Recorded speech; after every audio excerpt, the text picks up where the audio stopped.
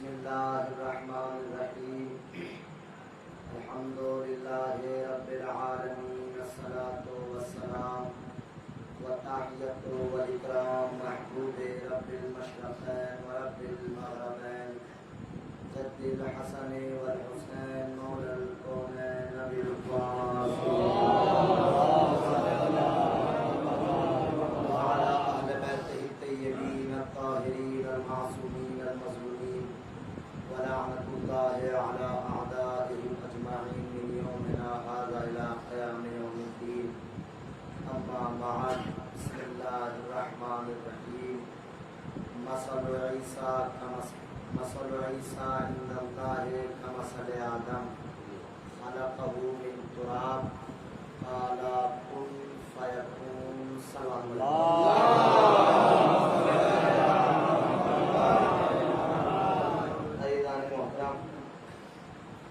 قدر بزرگان عزیز والداران مظلوم کربلا، مسلسل اسی آیت کے ذیل میں آپ بیان کو سماعت فرماتے چلے آ رہے ہیں، اور میں نے آپ کے سامنے یہ بھی بیان کیا کہ یہ آیت مباہلہ کے موقع پر جب نصارہ نجران نے پیغمبر اسلام کی دلیلوں کو ٹھکرا دیا اور ہٹ دھرمی پر اتر آئے، تو اللہ نے وہ کہنے لگے کہ نہیں، ہم تو عیسیٰ کو اللہ کا بیٹا ہی مانیں گے، اس دلیل پر کیونکہ عیسیٰ کے کوئی باپ نہیں ہے۔ تو اللہ نے اس آیت کو مورد دلیل بنایا کہ مثل عیسیٰ عند اللہ کمثل آدم، کہ عیسیٰ کی مثال اللہ کے نزدیک آدم کی طرح ہے، یعنی آدم کی ہے، مثل ہے، مثل ہے، بلکہ میں کہوں لفظ مثل اور مثل پر تو گفتگو کر چکا ہوں۔ مثل عیسیٰ مثل آدم ہے، خلقہ من تراب، ہم نے دونوں کو مٹی سے پیدا کیا ہے، قال کن فیکون، ہم نے کن کہا اور وہ شے ہو گئی۔ عزیزان گرامی قدر، جب انہوں نے کہا کہ نہیں آپ کچھ بھی دلیل دیں ہم نہیں مانیں گے، تو اب آئے مباہلہ نازل ہوئی، فَقُلْ تَعَالُوا نَدْعُ أَبْنَاءَنَا وَأَبْنَاءَكُمْ وَنِسَاءَنَا وَنِسَاءَكُمْ وَأَنفُسَنَا وَأَنفُسَكُمْ ثُمَّ نَبْتَهِلْ فَنَجْعَلْ لَعْنَةَ اللَّهِ عَلَى الْكَاذِبِينَ۔ ضرور پڑھے محمد علیہ۔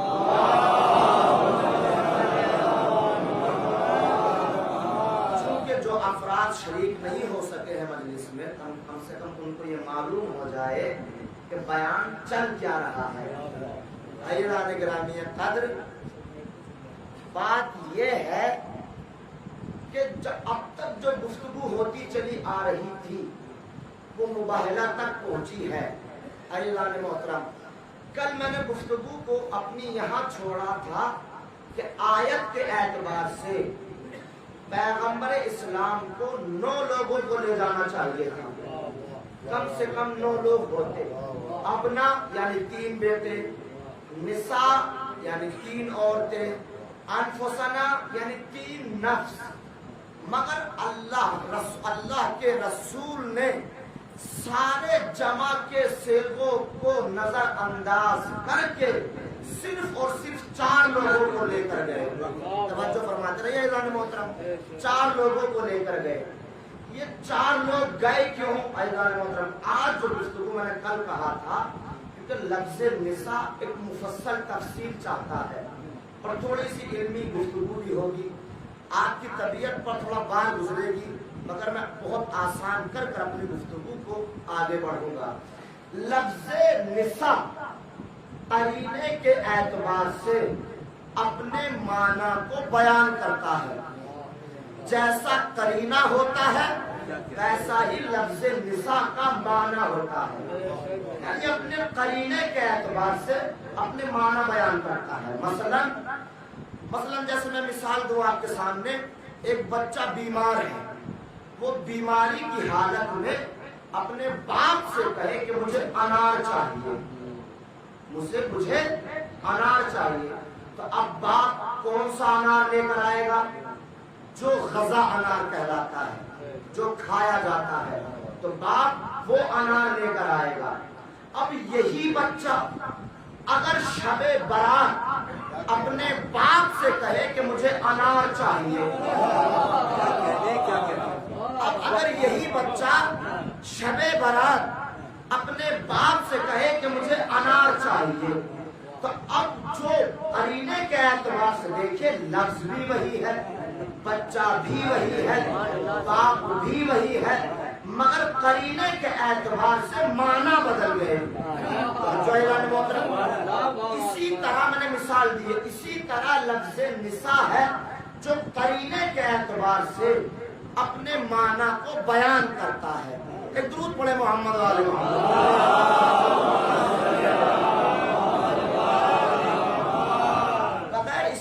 بیان کیے ہوئے میرا موضوع آگے نہیں بڑھ سکتا تھا، کیونکہ جب تک لفظ نساء پر گفتگو نہ ہوتی، اور میں نے پہلے ہی کہا ہے آپ داد نہ دیں، میں نے پہلے ہی کہا ہے کہ آپ کی طبیعت پر بار گزرے گا۔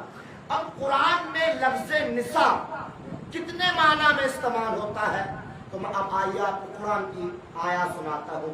قرآن مجید ارشاد فرماتا ہے ان کان، لفظ نساء جب بھائی کے مقابلے پر آئے گا، لفظ نساء جب بھائی کے مقابلے پر آئے گا تو وہاں پر اس کے معنی عورت کے نہیں ہوں گے، وہاں پر لفظ نساء کے معنی ہوں گے بہنیں، یعنی بہن۔ قرآن مجید کہتا ہے ان کان اخت رجال، کہ جب مرنے والے کے ورثہ میں بھائی ہو، وہ نساء اور نساء ہو، یعنی بہنیں ہوں اس کی، للذکر انثیین، تو مردوں کو 2 برابر حصہ دیا جائے گا۔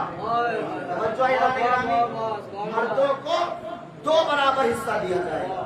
تو یہاں پر لفظ نساء کے معنی عورت کے نہیں ہے، یہاں پر لفظ نساء کے معنی ہیں بہنوں کے، یعنی مرنے والے کے بھائی بھی ہوں اور بہنیں بھی ہوں۔ تو یہاں پر اب اعزاز محترم، جب یہ لفظ نساء، توجہ چاہتا ہوں اعزاز محترم، یہ علمی گفتگو ہے اور میں نے پہلے ہی کہا ہے کہ درود پڑھے محمد آل محمد۔ یہی جب لفظ نساء شوہر کے مقابلے پر آئے، شوہر کے مقابلے پر بیان کیا جائے، تو یہاں پر نہ عورت معنی ہوگا نہ بہنیں معنی ہوگا، وہاں اس سے مراد ہوگا زوجہ، بیویوں۔ جیسے قرآن مجید بیان کرتے ہیں یا نساء النبیوں، اے نبیوں کی او بیویوں، نبیوں کی ازواج۔ تو یہاں پر لفظ نساء کے معنی کیا ہے؟ زوجہ۔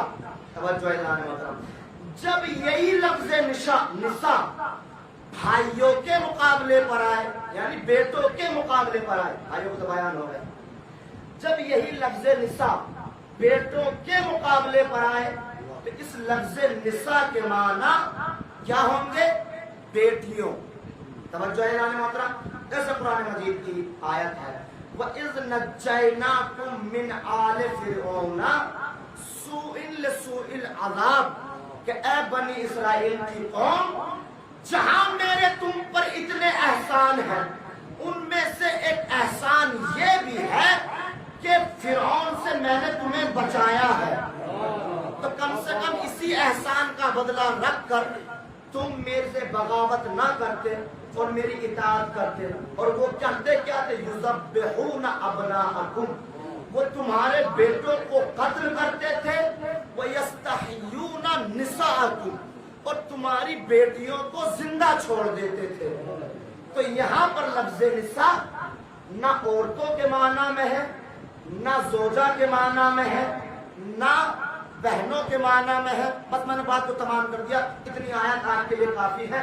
آپ کی خاموشی کو دیکھ کر ایک درود پڑھے محمد علیہ۔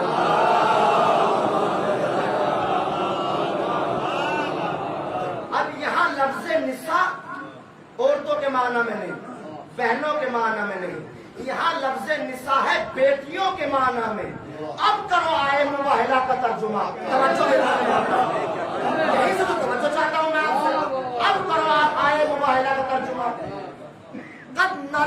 کیا قرآن مجید کہتا ہے کہ فمن حاجاک من بعد ما جاءک من العلم فقل تعالوا ندعو ابناءنا وابناءکم ابناءکم ونساءنا ونساءکم.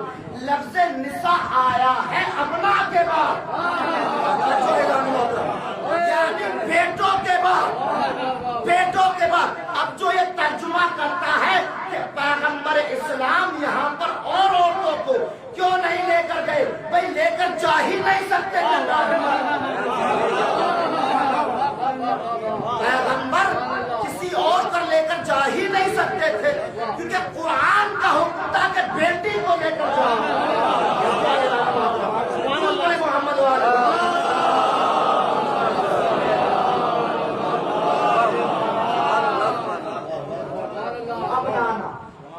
ابنا و نسان. یہاں پر ابنا کے بعد جو سمجھ رہے ہیں میری بات کو ان کو میری طرف سے واہ واہ ہے، جو نہیں سمجھ رہے ہیں اللہ ان کو بھی توفیق سماعت ارشاد فرمائے.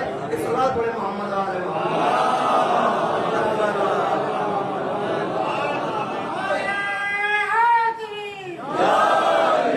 یہاں پر لفظ نساء ابنا کے بعد استعمال ہوا ہے، تو پیغمبر کسی اور کو لے کر جا ہی نہیں سکتے تھے. یہ الگ بات ہے کہ بیٹی تھی ہی ایک، بیٹی تھی ہی ایک. پیغمبر اسلام کا لفظ جمع کا استعمال آنا قرآن کی طرف سے، اور پیغمبر اسلام کا صرف بیٹی کی جگہ پر فاطمہ کو لے کر جانا اس بات کی دلیل ہے کہ نیک بالغ ہونا اور بات ہے محمد کی بیٹی ہونا.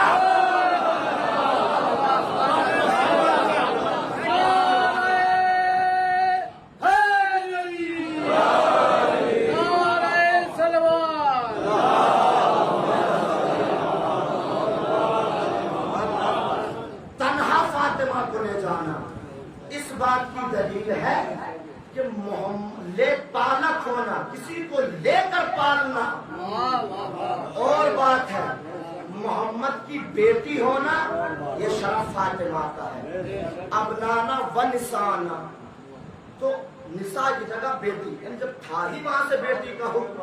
عزیزان محترم ایک بیٹی کو لے کر گئے. عزیزان محترم کل کی گفتگو اگر آپ کے ذہن عالیہ میں ہے، پیغمبر اسلام جب ان 4 ہستیوں کو خود سمیت 5، ان 5 ہستیوں کے ساتھ، ان 4 ہستیوں کے ساتھ پیغمبر اسلام باہر آئے، یا لفظوں کو بدل کر یہ کہوں کہ شمس رسالت اور قمر امامت. اس بستی میں بھی جملوں کی جو ہے سورج نکلتا ہے دن میں، قمر نکلتا ہے رات میں، مگر مباہلہ ایک واحد ایسی جگہ ہے جہاں شمس و قمر ایک ساتھ طلوع ہوئے.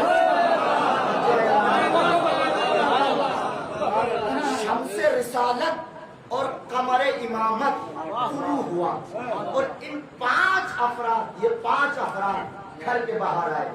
پورا مدینہ قطار بن کر محمد کو دیکھ رہا تھا، اور سب کے چہرے پر سوالیہ نشان تھے کہ بھائی یہ انہی کو لے کر جا رہے ہیں. کسی کو پوچھا تک بھی نہیں ہے، تکلفاً بھی نہیں پوچھا، تکلفاً بھی نہیں کہا کہ آپ بھی چلیے، نہیں. پیغمبر اسلام جب نکلے گھر سے تو جب لوگوں کے چہروں کو دیکھا تو ارشاد فرماتے ہیں خذ ید علی.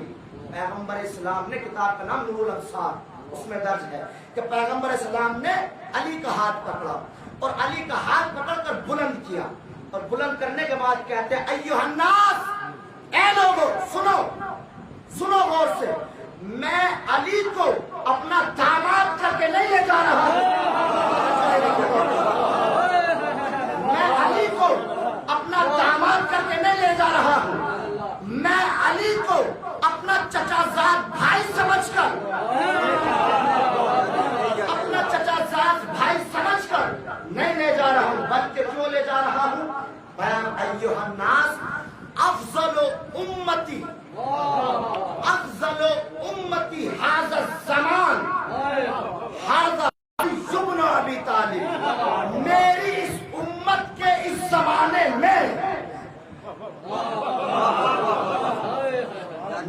امت میں اس زمانے میں، کیونکہ مباہلہ اسی زمانے میں ہو رہا تھا، اس زمانے میں علی ابن ابی طالب سے افضل کوئی نہیں ہے۔ علی ابن ابی طالب سے افضل کوئی نہیں ہے۔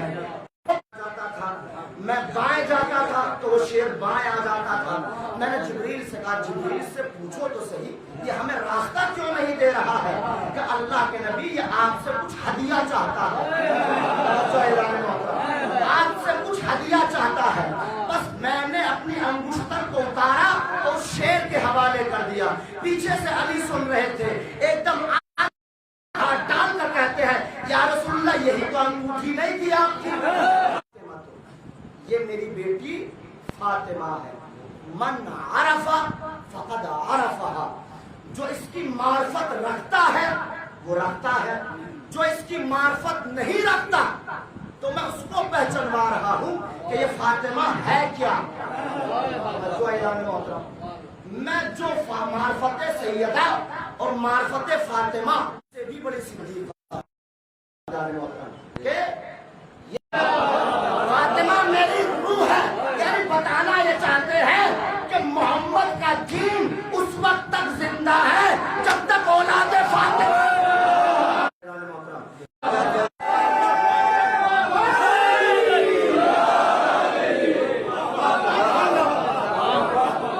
اللہ نے دولت دے کر، دولت خدیجہ دے کر ساری دنیا کی دولت سے بے نیاز کر دیا، ایک بیٹی دے کر بیٹوں سے بے نیاز کر دیا۔ انسان بیٹے کیوں مانگتا ہے؟ عظمت جناب سیدہ کو سمجھیے، بیٹے کیوں مانگتا ہے انسان؟ تاکہ اس کی نسل آگے بڑھے، اس کی نسل آگے بڑھے۔ انسان دعا کرتا ہے پروردگار ایک بیٹا دے دے۔ عزیزان محترم، اللہ نے 3 بیٹے دیے رسول اسلام کو، 3 بیٹے، جناب قاسم، جناب طاہر، جناب طیب، جناب خدیجہ سے 3 بیٹے دیے۔ تینوں بیٹے دے کر واپس لے لیے، 3 بیٹے دے کر دیکھیے اعلان گرام کہ اللہ نے کہا ہم نے تمہیں کثیر اولاد کا باپ بنایا ہے۔ جس کو اللہ کثیر کہہ دے، دنیا کہتی ہے کہ بھائی ایک بیٹی سے اتنی بڑی اولاد ایک بیٹی سے، یہ ایک بیٹی نہیں ہے، یہ اللہ کی دی ہوئی بیٹی ہے۔ بڑے محمد والے محمد ضرور ہوگا۔ میں ایام فاطمیہ میں مجلس پڑھ چکا ہوں جناب فاطمہ کے سلسلے سے، اس میں میں نے بیان کیا تھا۔ میں اس بات کو چونکہ آپ سامعین نے سنا ہوگا آپ نے، مگر ایک جملہ میں ضرور کہوں گا۔ اعلان محترم، اللہ نے کیا کہا؟ انا آتینا کن کوثر، ہم نے تمہیں کثیر اولاد کا باپ بنایا ہے۔ ایک شخص نے کتاب لکھی ہے اور وہ کہتا ہے کہ مریم ورسس فاطمہ، کتاب کا نام رکھا گیا مریم ورسس فاطمہ، مریم کا مقابلہ فاطمہ سے، مریم کا مقابلہ۔ اب میں یہ بات پہلی مجلس میں پڑھ چکا ہوں کہ جب جبریل آئے تو مریم پہچان نہ سکی کہ کون ہے یہ، سمجھ رہی تھی بشر ہے، یعنی مریم مختومہ ہو کر جبریل کو نہ پہچان سکی۔ ایک مرتبہ جبرائیل در فاطمہ پر آئے، فضا نے دروازہ کھولا، کہا میں سائل ہوں۔ فضا کہتی ہے سائل نہیں ہے تو جبرائیل ہے۔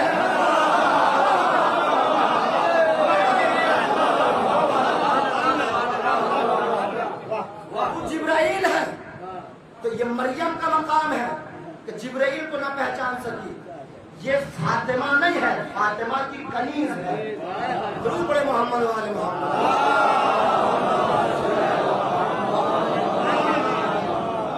غور فرمایا اپنے پیغمبر اسلام حضرت محمد مصطفیٰ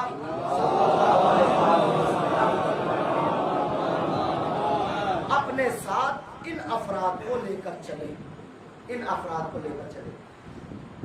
تاریخ کے جملے ہیں کہ جب یہ چھوٹا سا قبیلہ اپنے گھر سے خارج ہوا تو ابر نے ان کے سر پر سایہ کیا، اور جہاں جہاں پر قدم رکھتے گئے وہیں سے زمین ہری ہوتی چلی گئی۔ اب جب چند قدم آگے بڑھے تو جناب جبرائیل نازل ہوئے، اور میں اب جو بات پڑھ چکا ہوں اس کو نہیں بیان کرنا ہے. تو میں جو چاہتا ہوں آخری بات ہے اور ربط مسائل ہے، دوسری مجلس بھی ہے. درود پڑھے محمد و آل محمد.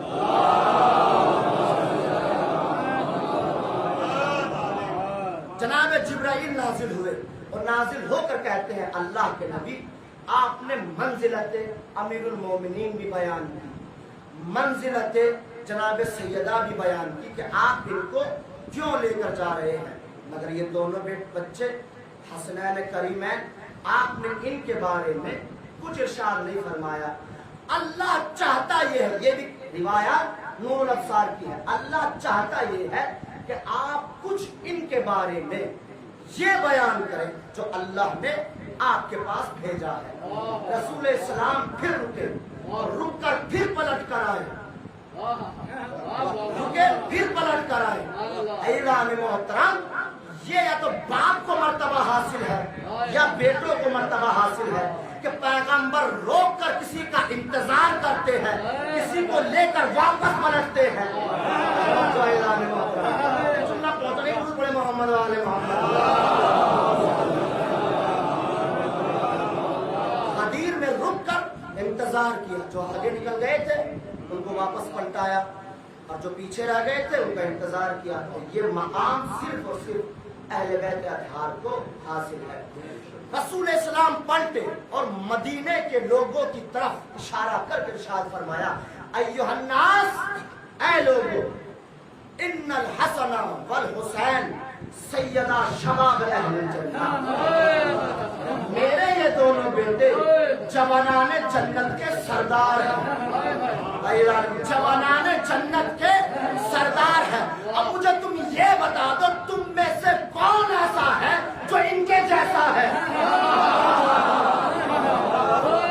کون تم میں سے ایسا ہے جو ان کے جیسا ہے؟ تم جنت میں جاؤ گے، تم جنت میں جاؤ گے، تمہاری ملکیت نہیں ہے. اگر یہ مالک جنت ہے، جملہ کہ تو مالک جنت تو آدم بھی نہیں تھے، مالک جنت تو آدم بھی نہیں تھے، وہ بھی جنت میں گئے تھے. اب میں بات دیکھ رہا، یعنی مقیم کیا گیا تھا جناب آدم کو جنت میں. اب مقیم کا کیا معنی ہے؟ مثال کے طور پر میمن کے لوگ، بات سے بات نکل رہے تو بیان کرو تاکہ آپ کو ذہن میں رہے کہ مقیم کا کیا معنی ہے. میمن کا لوگ آدمی انسان دلی رہتا ہے یا پنجاب میں رہتا ہے، اس سے کہا گیا بھائی آپ کہاں کے رہنے والے ہیں؟ کہتا کہ بھائی میں میمن سادات کا رہنے والا ہوں اور پنجاب میں مقیم ہوں، پنجاب میں مقیم ہوں. اس مقیم کا مطلب یہ ہے کہ جب دل چاہے گا واپس پلٹ جاؤں گا. میں یہاں پر مقیم ہوں، یعنی جب دل چاہے گا اپنی اصل جگہ پر پلٹ جاؤں گا. تو آدم کو پیدا ہی زمین کے لیے کیا گیا تھا، خلق ہی زمین کے لیے کیا گیا تھا. تو اب یہ سوال کرنا کہ جنت سے کیوں نکال دیا؟ تو جب پیدا ہی جنت کے لیے، پیدا ہی زمین کے لیے کیا گیا تھا، جنت میں تو مقیم کیا گیا تھا ان کو. جب ہمارا دل چاہے گا تو میں اصل کی طرف پلٹا دیں گے. درود پڑھے محمد و آل محمد.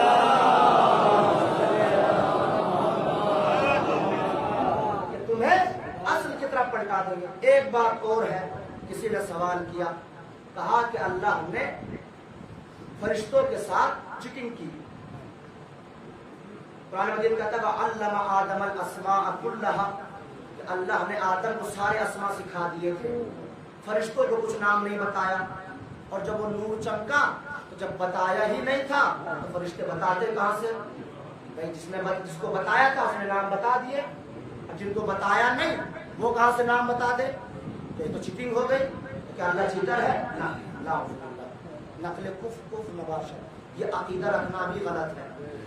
قبل آدم کسی روایت میں 24,000 سال یا 14,000 سال قبل اہل بیت اطہار کو اللہ خلق کر چکا تھا، یا 24,000 سال یا 14,000 سال پہلے خلق کر چکا تھا. اور خود روایات میں ملتا ہے کہ جبرائیل نے فرمایا کہ ہم نے رکوع کرنا اگر سیکھا ہے تو ان سے سیکھا ہے. پہلے انہوں نے کیا پھر ہم نے کیا. انہوں نے سجدہ کیا تو ہمیں پتا چلا کہ اللہ کا سجدہ کیسے کرتے ہیں. انہوں نے تسبیح کی تو ہمیں پتا چلا کہ تسبیح کیسے. فرشتوں کو بھی معلوم تھے, آدم کو بھی معلوم تھے. یہاں امتحان عرفان کا تھا. یہاں امتحان درود پڑھے محمد والے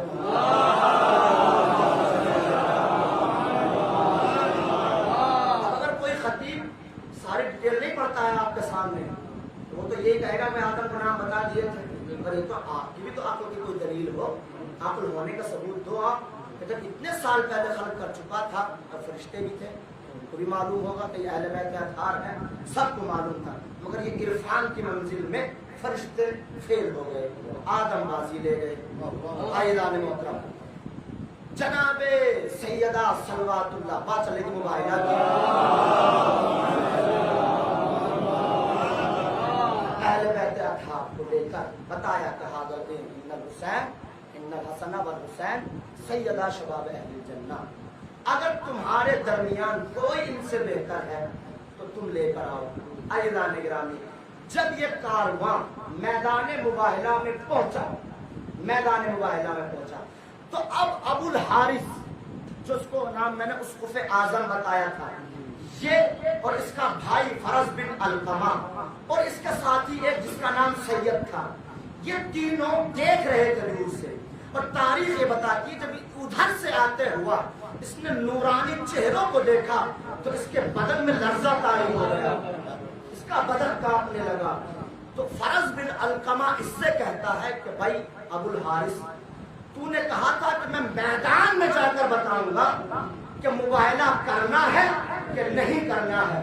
ابو الحارث نے جیسے ہی یہ سنا اس کی آنکھوں سے آنسو جاری ہو گئے اور جاری ہو کر ایک جملہ کہتا ہے کہ فرز بن علقمہ میں ان چہروں کو دیکھ رہا ہوں آتے ہوئے, میں ان چہروں کو دیکھ رہا ہوں آتے ہوئے کہ اگر یہ اس پہاڑ کو اشارہ کرے تو یہ پہاڑ چلنے لگ جائے. اگر یہ اس پہاڑ کو اشارہ کرے تو یہ پہاڑ چلنے لگ جائے گا. پھر کا عقل کے مطابق میں تمہیں مشورہ دیتا ہوں کہ ان سے مباہلہ نہ کرو, مباہلہ نہ کرو. عزیزان محترم عاقل تھا, مقابلے پر نہیں آیا. یہ اس کی عقل مندی کا ثبوت تھا. وہ اس کی میں جملہ نہیں کہنا چاہتا عزیزان محترم, یہ اس کی عقل مندی کا ثبوت تھا کہ اہل بیت کے مقابلے پر نہیں آیا. اب میں اس خاتون کو کیا کہوں جو جنگ جبل میں علی کے مقابلے پر آیا. عقل مند تھی کہ بے عقل تھی.